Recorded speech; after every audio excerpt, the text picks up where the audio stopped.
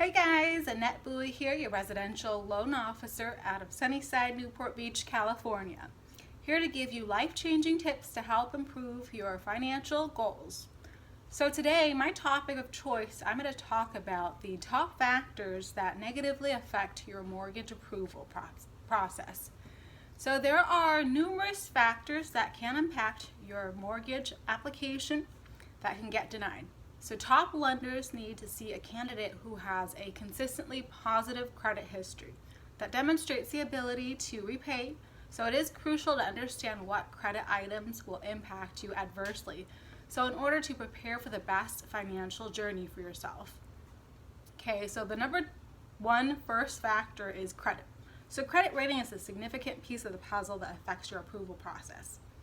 Okay, if you have any late items on any government debt such as student loans, equity lines, or your mortgage, in the event that you do not have a perfect credit score, then it is essential to keep track of where you stand before you even start to apply and really avoid any surprises in your loan process. So if you are purchasing, it is recommended to closely monitor your credit over some time, anywhere from at least 3 to 6 months before you apply. So this will give you time to resolve any issues on your credit history.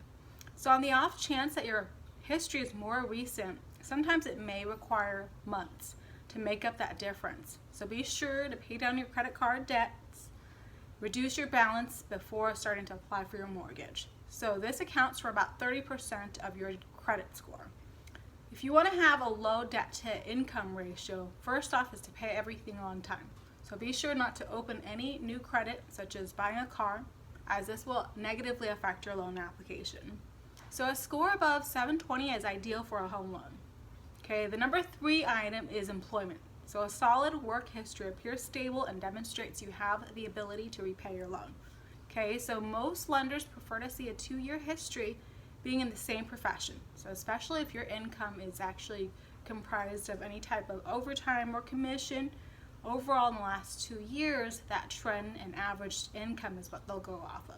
So once you start the mortgage application, it is crucial that you do not change jobs before closing. So if you lose your job or take a new job, your loan will likely be denied. So at closing, you'll be asked for proof of employment like you were in the beginning. So a recent pay stub, or possibly call your employer for a verification. Third step is going to be the down payment. So by saving a solid down payment for your home, you're considered a lower risk by a lender. So it gives you more skin in the game and it helps with your approval power.